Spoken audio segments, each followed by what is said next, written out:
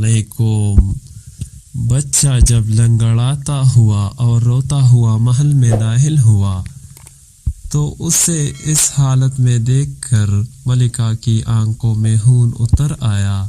وہ روتی چیختی بچے کے پاس گئی، اسے دیکھا تو اسے سخت چوٹ لگی تھی، کئی جگہوں سے خون بہہ رہا تھا اور گھٹنے کی ہڈی ٹوٹ چکی تھی۔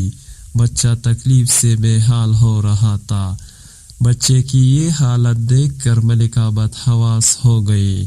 اس نے بچے سے پوچھا کہ تمہیں کس نے مارا ہے؟ بچے نے ایک لڑکے کا نام بتایا جس کے ساتھ وہ کھیل رہا تھا۔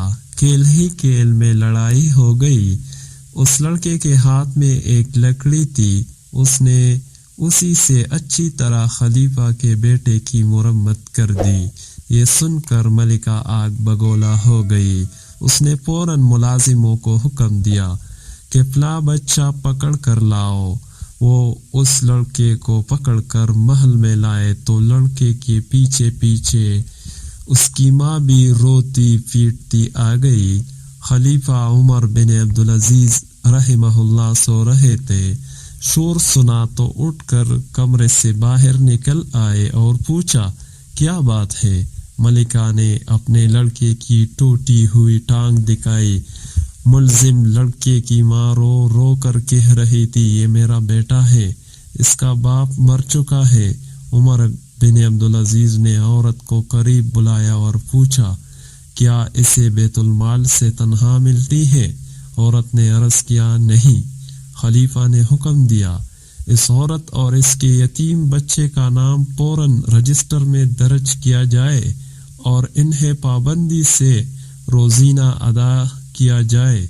بیوی نے سخت احتجاج کیا کہ اس نے آپ کے بیٹے کو لنگڑا کر دیا، سزا دینے کے بجائے آپ الٹا اسے روزینہ اور گزارا الاؤنس دے رہے ہیں۔ آپ دیکھیں گے آئندہ وہ آپ کے دوسرے بیٹے کو بھی لنگڑا کر دے گا۔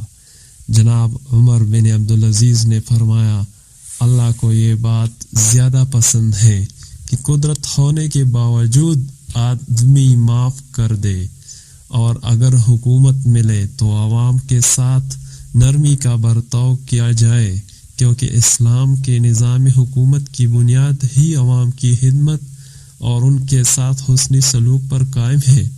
قوم کا سردار قوم کا خادم ہوتا ہے، نہ کہ مخدوم اور جابر سلطان۔